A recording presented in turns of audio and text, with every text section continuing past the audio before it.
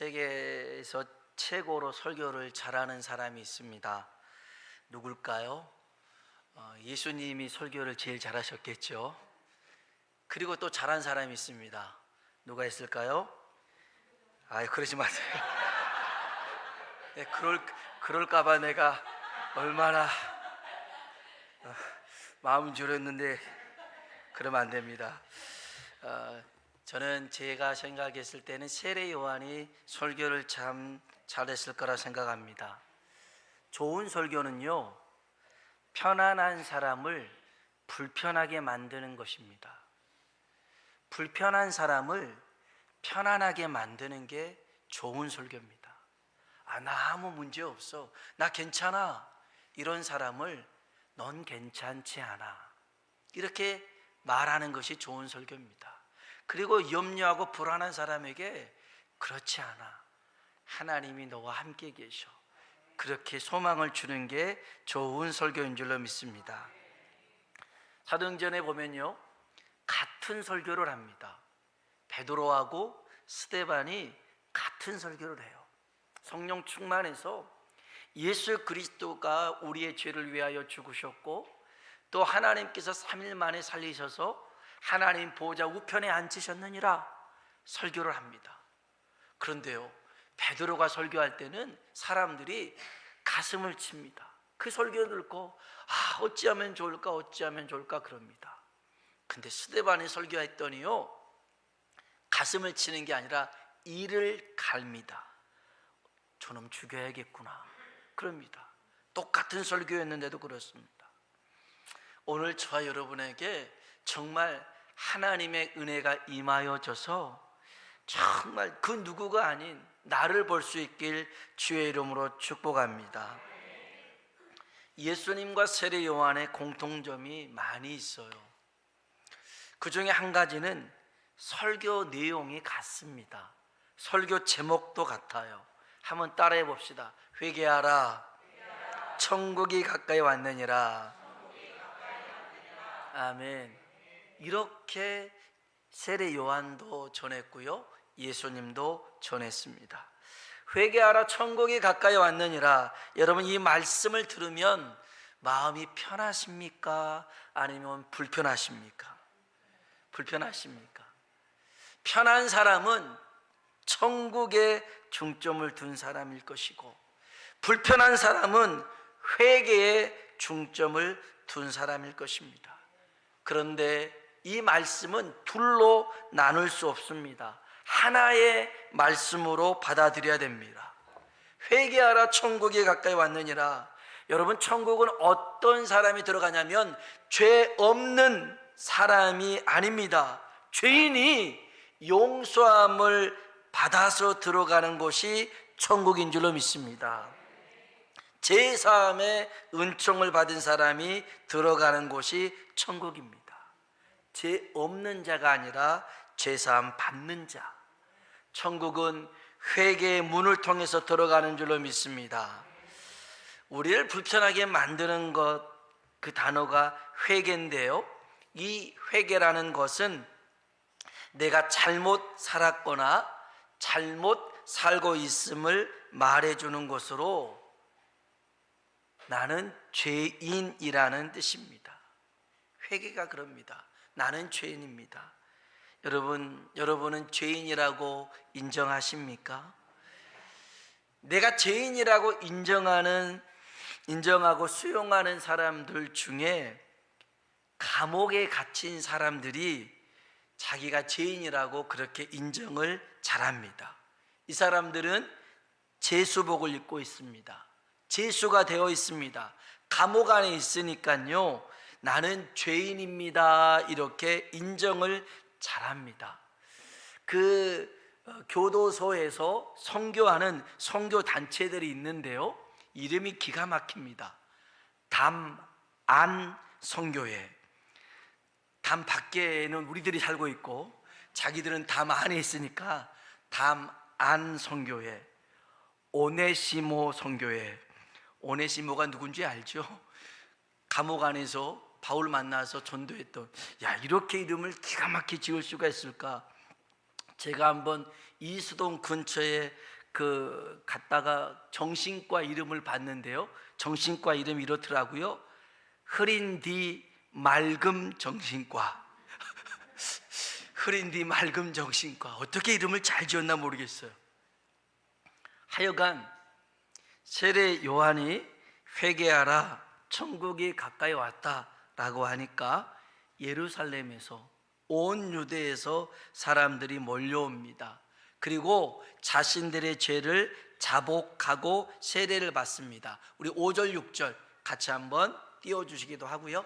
읽어보겠습니다. 5절 6절입니다.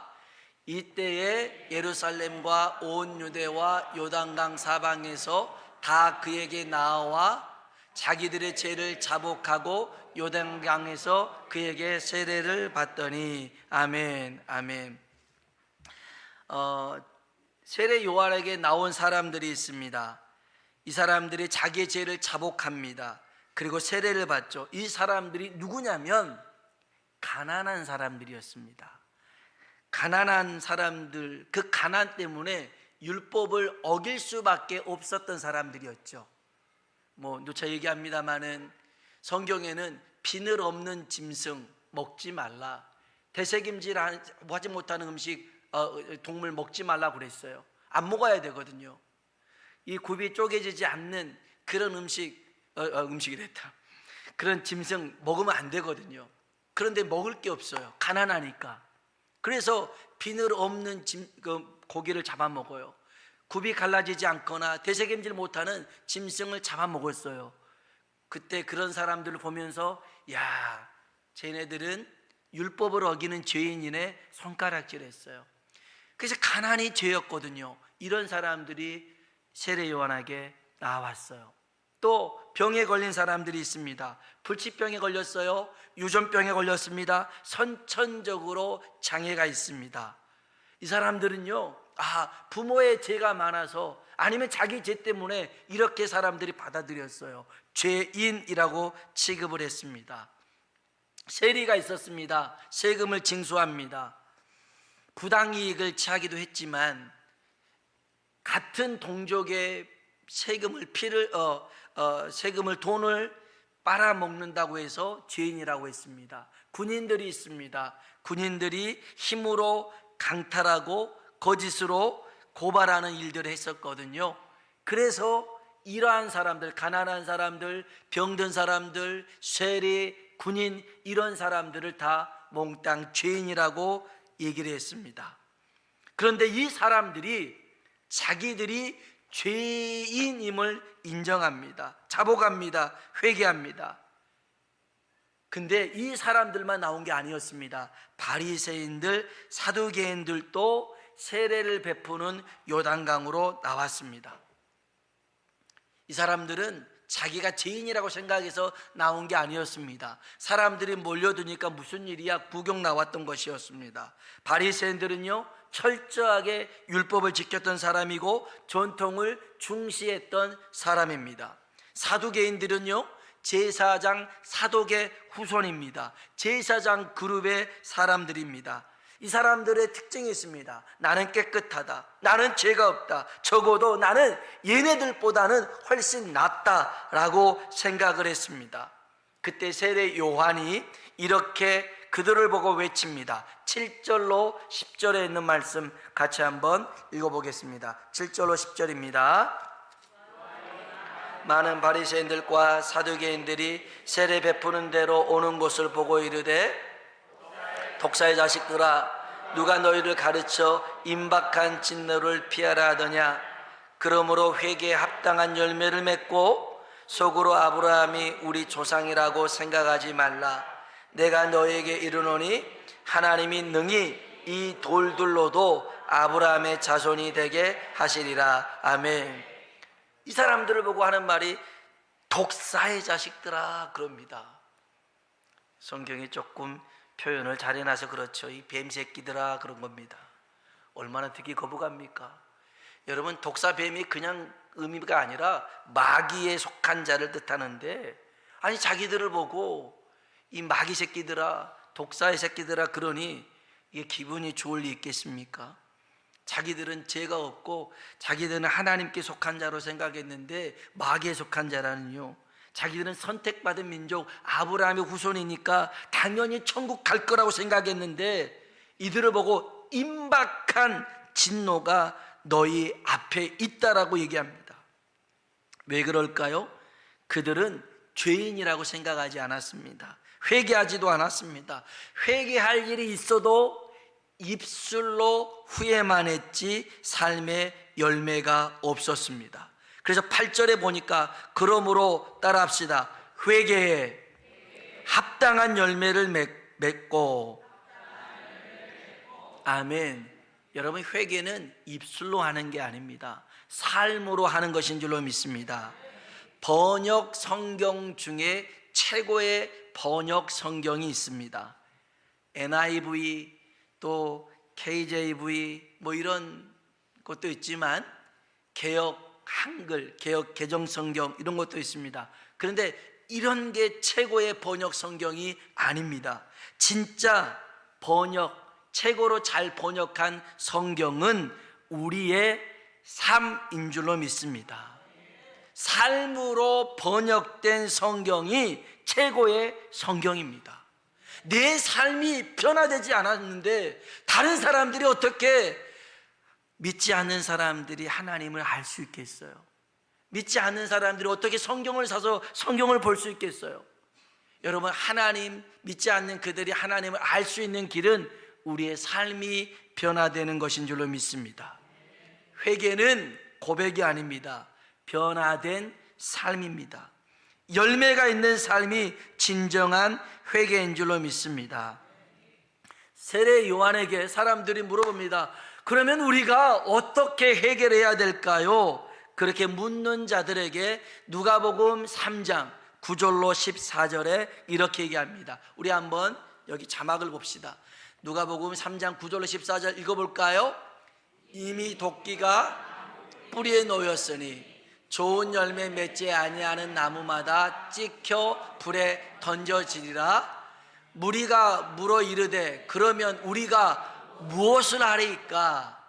대답하되 이르되 있는 자는 옷 없는 자에게 나눠줄 것이요 먹을 것이 있는 자도 그렇게 할 것이니라 하고, 세리들도 세례를 받고자 하여 와서 이르되 선생이여 우리는 무엇을 하리이까 하며 이르되 부가 된 것 외에는 거두지 말라 하고, 군인들도 물어 이르되 우리는 무엇을 하리이까 하며 이르되 사람에게서 강탈하지 말며 거짓으로 고발하지 말고 받은 급료를 족한 줄로 알라 하니라. 아멘. 아멘. 아까 말했던 사람들 있지 않습니까? 세리들 그리고 군인들, 이런 사람들, 그래 정한 세금만 받고 더 부당하게 받지 말라는 거죠. 그리고 군인들도 니네 받은 급료에 족한 줄 알고 거짓으로 고발해가지고 남의 거 훔치지 말라는 것입니다. 실제로 선교사님들이 선교지에서요, 선교지 이제 들어갈 때 공항 검색대를 들어가지 않습니까? 그러면 요구를 한답니다. 100달러를 요구하는 거예요. 그러면 프리패스 해주겠다라는 겁니다. 안 주잖아요. 그러면 이 선교사님 소지품들을 맨 뒤에다 둔답니다. 빨리 나와서도 맨 뒤에 두는 경우도 있고요, 어떤 경우에는 선교사님 소지품에다가 소지해서는 안 되는 물건을 집어넣기도 한답니다. 그러면 그 사람들 발견돼서 벌금을 부과하기도 한대요.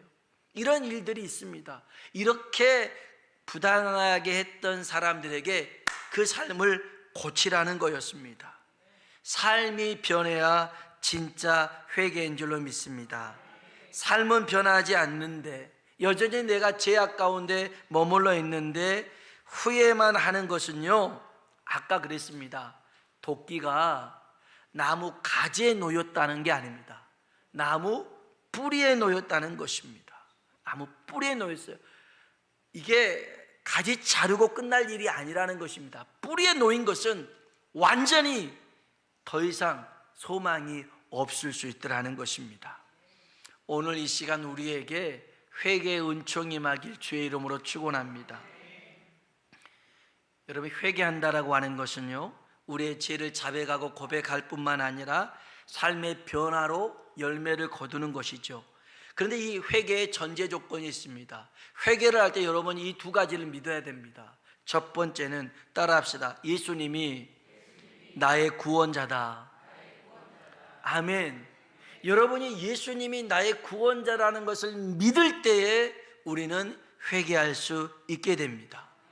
예수님이 나의 죄를 위하여 십자가에서 죽으심으로 우리의 모든 죄값을 지불하신 줄로 믿습니다. 예수님이 십자가에서 하셨던 말씀 중에 6번째 말씀이 있습니다. 따라합시다. 다 이루었다. 뭐라고요? 다 이루었다라는 것입니다. 테텔레스타이라는 단어가 써졌습니다. 값을 지불했다. 모든 계산 끝냈다는 것입니다. 우리의 죄의 값을 다 지불하신 것입니다. 우리의 죄의 벌금을 다 해결하신 것입니다. 시편 49편 7절로 8절에 있는 말씀이 있습니다. 우리 같이 한번 읽어볼까요? 아무도 자기의 형제를 구원하지 못하며 그를 위한 속전을 하나님께 바치지도 못할 것은 그들의 생명을 속량하는 값이 너무 엄청나서 영원히 마련하지 못할 것임이니라. 아멘, 아멘. 아무도 자기의 형제를 구원하지 못한다는 것입니다. 자기 자신을 구원하지 못합니다. 구원하려면 하나님께 속전을 드려야 되는데, 여기 보니까 8절에 그들의 생명을 속량하는 값이 너무 엄청나더라는 것입니다. 여러분, 우리의 죄에 저지른 값이 너무너무 큽니다. 그래서 여러분, 우리의 죄를 용서받으려면 한 100억? 1000억? 아닙니다. 수천조가 있어도 우리의 죄를 용서받지 못합니다. 아니, 그러지 않습니까? 달리 생각해 보면 내가 수십조, 수백조를 줄 테니 나를 죄의 싹 사망에서 벗어나서 영원토록 살게 해주세요. 그런 사람이 없습니다. 이 세상에 그 어떤 누구도 죽음을 피해갈 사람이 없습니다. 죽는다고 하는 것은 우리가 죄인임을 말해주고 있습니다. 이 죄의 값을 누가 해결할 수가 있습니까? 영원히 마련하지 못한다는 것입니다. 우리가 가진 것으로, 우리 힘으로는 도저히 용서받을 수 없는 이 어마어마한 속죄의 값을 예수님이 지불하신 줄로 믿습니다. 지불하셨어요. 그 예수님을 믿으면 어느 누구를 할지라도 구원을 받게 될 줄로 믿습니다. 그분은 이 세상에 오실 때에 우리를 죄에서 구원할 자로 오신 줄로 믿습니다. 예수님이 우리의 구원자입니다. 두 번째입니다. 여러분이 회개하려면 이것을 꼭 믿어야 됩니다. 따라합시다. 예수님은 나의 주인이다. 아멘. 예수님이 나의 구원자고 예수님이 나의 주인인 줄로 믿습니다. 여러분, 회개라고 하는 것은요, 예수님의 주권 아래 순종하는 것입니다. 예수님의 주권 아래, 예수님의 통치 아래 굴복하는 것입니다. 회개는 예수님의 명령에 복종하는 것입니다. 회개는 예수님의 다스림 속에 살아가는 것입니다. 오늘 우리가 예수님을 믿고 그리고 그 믿는 자에게 하는 성례전이 있습니다. 그게 세례입니다. 저희는 침례를 주는데요, 그래서 그 침례를 통해서 고백하는 것이 있습니다. 이제는 내가 내 삶의 주인이 아닙니다. 나는 이렇게 물속에 죽고 이제 다시 태어날 때는 내가 아니라 예수님이 주인 되는 삶을 살겠습니다. 그게 바로 세례입니다. 이번 수련회 가서도 또 이 세례를 할 것인데요, 예전에는 그랬습니다. 이렇게 죽인 게 아니라 세례를 할 때 어설프게 죽으면 다시 집어넣기도 했습니다. 여기서 어설프다라고 하는 것이 머리카락 하나라도 나와 있거나 그러면 안 된다고 해서 엄청 겁을 줬습니다. 그래서 진짜 푹 담갔다가 빼곤 했습니다. 물론 그렇게 세례하면서 한 번도 죽은 사람은 없었습니다. 근데 세례의 의미가 뭡니까? 나는 죽고 예수로 산다라는 것입니다. 주인이 바뀐 겁니다. 여러분, 회개도 마찬가지입니다. 회개는 이제는 내 삶의 주인이 내가 아니라 주님이 주인입니다 고백하는 겁니다.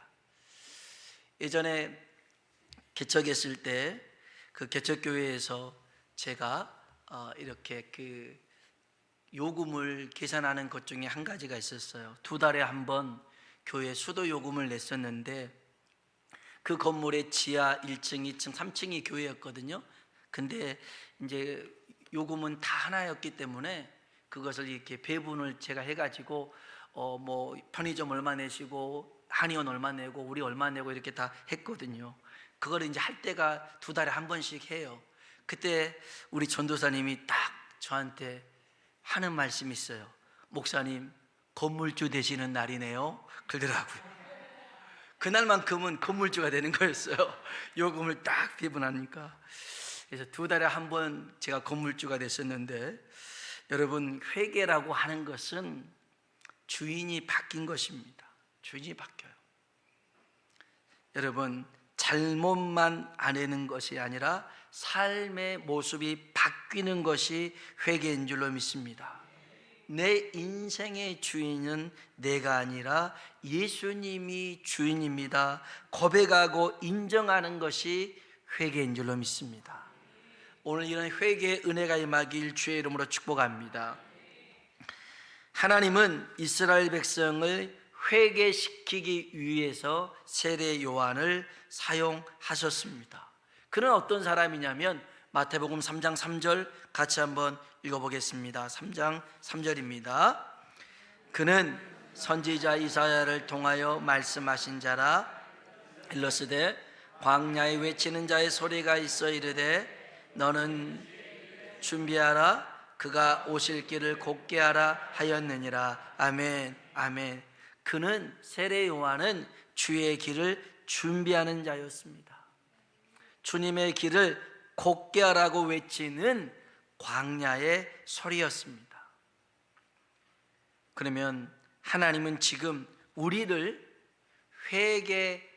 회개하게끔 사용하신 분이 있습니다. 세례 요한처럼 우리에게도 소리로 말씀하신 분이 계십니다. 그분은 보혜사 성령님이신 줄로 믿습니다. 성령님이 우리 안에서 우리의 잘못된 부분, 죄된 부분을 말씀하십니다. 책망하시죠. 그게 요한복음에 나옵니다. 우리 요한복음 16장을 한번 볼까요?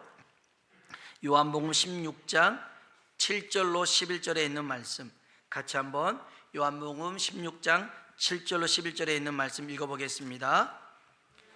그러나 내가 너에게 떠나가는 것이 너희에게 유익이라. 내가 떠나가지 아니하면 보혜사가 너희에게로 오시지 아니할 것이요, 가면 내가 그를 너희에게로 보내리니 그가 와서 죄에 대하여 의에 대하여 심판에 대하여 세상을 책망하시리라. 죄에 대하여라 함은 그들이 나를 믿지 아니하며, 의에 대하여라 함은 내가 아버지께로 가니 너희가 다시 나를 보지 못하며, 심판에 대하여라 함은 이 세상 임금이 심판을 받았음이라. 아멘, 아멘. 보혜사라는 말은 우리 곁에서 우리를 인도하시고 지켜주시고 보호해 주시는 분을 의미합니다. 예수님도 보혜사였습니다. 그리고 예수님은 성령님을 다른 보혜사라고 얘기합니다. 성령님도 예수님과 똑같은 일을 하신다는 것입니다. 무슨 일을 하시느냐? 죄에 대해서, 의에 대해서, 심판에 대해서 책망하신다는 것입니다. 자, 세상을 책망하신다고 했는데요, 여러분, 성령님은 믿는 자 안에 거하실까요? 믿지 않는 자 안에 거하실까요? 믿는 자 안에 거하시겠죠. 성령님은 믿는 자 안에 거하시는 하나님이신 줄로 믿습니다. 그러면 성령님이 책망하시는 것은 세상이 아니라 세상 속에 살아가고 있는 그리스도인들에게 하시는 책망입니다. 그러면 세상 속에 살아가고 있는 우리에게 무엇을 책망하시느냐? 다시 9절 봅시다. 9절 먼저 8절 한번 읽어볼까요? 그가 와서 죄에 대하여 의에 대하여 심판에 대하여 세상을 책망하시리라. 아멘. 세상을 책망하는 것이 아니라 더 정확한 의미는 세상 속에 살아가는 우리 그리스도인들을 책망하는데, 첫 번째 9절 한번 읽어봅시다. 죄에 대하여라 함은 그들이 나를 믿지 아니하며. 아멘. 성령님은 믿는 우리에게 너 나를 믿지 않고 있다, 믿지 못하고 있다라고 책망을 하십니다. 우리 주님을 믿는다고 합니다.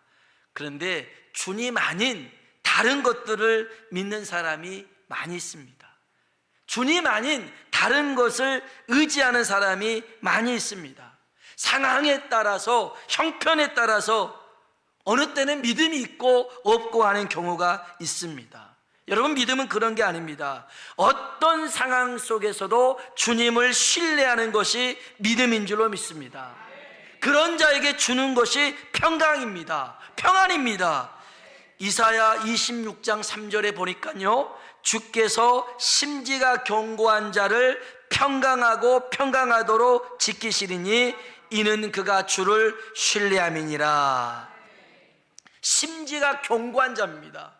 여러분이 주님을 온전히 신뢰할 때에 주님은 우리에게 평안함을 주실 줄로 믿습니다. 우리를 불안하게 만드는 것은요, 문제가 아닙니다. 환경이 아닙니다. 상황이 아니에요. 주님을 신뢰하지 못하기 때문에 그래요. 진짜로 주님을 신뢰한다면, 그 주님이 살아계시고 지금도 내 삶을 바꿀 수 있는 능력의 주님이 나와 함께 하신다을 믿는다면 여러분은 불안하지 않습니다. 여러분은 염려하지 않습니다. 오히려 그 태풍 가운데에서도 평안하게 될 줄로 믿습니다. 한번 따라합시다. 너희는 여호와를 영원히 신뢰하라. 아멘. 잠시 신뢰하라고요? 아닙니다. 한 번만 신뢰하라고요? 아닙니다. 영원히 신뢰하라는 것입니다. 주 여호와는 영원한 반석이심이로다. 이사야 26장 4절에 기록하고 있습니다. 여러분, 하나님을 영원히 신뢰하십시오. 문제 앞에 염려하고 걱정하지 마십시오. 여러분은 공중에 나는 새들보다 귀한 존재입니다. 들에 핀 꽃들보다 귀한 존재입니다. 하나님이 공중의 새도 기르시고요, 들에 핀 꽃들도 입히시고, 그런 하나님이 우리를 가만두지 않습니다. 책임지실 줄로 믿습니다. 그러니 좀 믿으라는 것입니다. 왜 믿지 못하냐고 성령님이 우리 안에 책망하십니다. 믿지 못하는 것이 죄입니다. 오늘 주님을 믿는 우리가 되길 주의 이름으로 축복합니다. 두 번째는요, 여기 한번 볼까요? 10절입니다. 읽어보겠습니다. 의에 대하여라 함은 내가 아버지께로 가니 너희가 다시 나를 보지 못함이요. 아멘. 성령님은 우리가 주님을 보지 못하는 것을 책망하십니다. 오늘 여러분이 계신 곳에서 주님을 볼 수 있습니까? 여러분이 서 있는 자리에서 주님이 보이십니까? 안 보인다고요? 그것은 내가 주님보다 더 높아져 있을 수 있습니다. 내가 주님보다 더 많이 가지고 있어서 그럴 수 있습니다.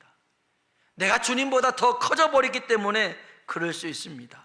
여러분, 주님은 우리가 생각하는 것보다 훨씬 낮은 자리에 계십니다. 예수님이 이 땅에 오실 때 베들레헴이라는 작은 동네, 마을 구유에서 예수님은 계셨습니다. 여러분, 이 예수님을 볼 수 있는 사람은 어떤 사람이었냐면 궁궐에 있었던 헤롯이 아닙니다. 총독 간사에 있었던 빌라도가 아닙니다. 대제사장 서기관들이 아니었습니다. 낮은 곳에서 일했던 사람들, 목자들, 이런 사람들이 주님을 볼 수 있었던 것입니다. 여러분, 걷던 길을 잠깐 멈춰 서십시오. 그리고 빨리 가려고 하지 말고요, 한번 돌아보십시오. 주님이 어디 계신가? 내가 너무 급하게 오지 않았나? 한번 돌아보십시오.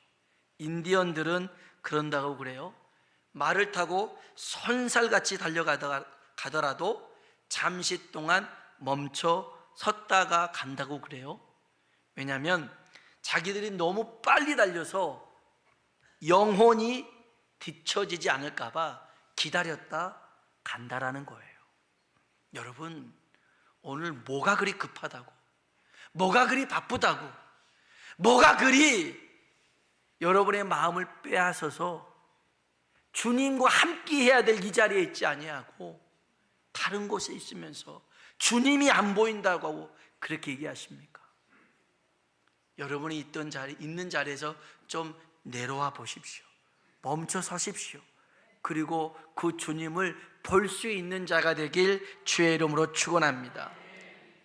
성령님은 죄에 대해서, 의에 대해서 심판하십니다. 그리고 세상 임금에 대해서 심판하시는데요, 11절입니다. 11절 같이 한번 읽어보겠습니다. 심판에 대하여라 함은 이 세상 임금이 심판을 받았음이니라. 아멘. 세상 임금이 심판받았대요. 세상 권세 잡은 자가 누굽니까? 마귀죠. 마귀. 이는 이미 십자가에서 패한 존재인 줄로 믿습니다. 마귀는요, 우리를 죄로 유혹해서 저 영원한 멸망의 길로 빠뜨리는 겁니다. 죄로 말미암아 죽음에 이르는 것이 마귀의 계략인데, 예수님이 십자가에 섰을 때만 해도 자기가 이긴 줄 알았습니다. 그런데 예수님은 사흘 만에 다시 살아나셨습니다. 그것은 마귀라는 놈은 주님 발 아래 놓였다는 것입니다. 주를 믿는 자들 발바닥 아래 놓여 있는 자가 마귀라는 것입니다. 성령님이 책망합니다. 세상을 두려워하는 사람들, 마귀를 두려워하며 사는 사람들을 책망합니다. 또한 심판받을 세상을 사랑하는 우리를 책망합니다. 여러분, 세상을 두려워하지 말고 세상을 사랑하지도 말고 주님을 사랑하길 주의 이름으로 축복합니다. 주님을 기뻐하길 주의 이름으로 축복합니다. 그것이 우리의 힘이 됩니다. 오늘 저와 여러분이 성령님을 통하여서 하나님, 내가 어떤 부분에서 하나님 앞에 바로 서지 못한가를 오늘 이 시간 회개케 하여 주시고, 다시금 우리의 구원자가 되시고 주인 되신 예수님을 의지하며 살게 해달라고 구하는 우리 모두가 되길 주의 이름으로 축원합니다. 기도하겠습니다. 천국은 회개의 문을 통과해서 들어가는 곳입니다. 우리 모두는 죄인입니다. 죄를 져서 죄인이지만 하나님의 뜻대로 살지 못하는 죄인입니다. 회개는 고백이 아닙니다. 변화된 삶이 회개입니다. 오늘 변화되지 않고 열매 없는 내 삶을 주님 앞에 회개합시다. 우리 주님이 우리를 죄에서 구원자이요 우리의 주인 되심을 고백하면서요, 내가 이제는 성령님을 통하여서 주를 믿지 못하고 주를 보지 못하고 세상을 사랑하며 살았던 우리의 죄악들을 용서해 달라고요. 같이 한번 기도하도록 하겠습니다. 좋으신 아버지 하나님, 감사합니다.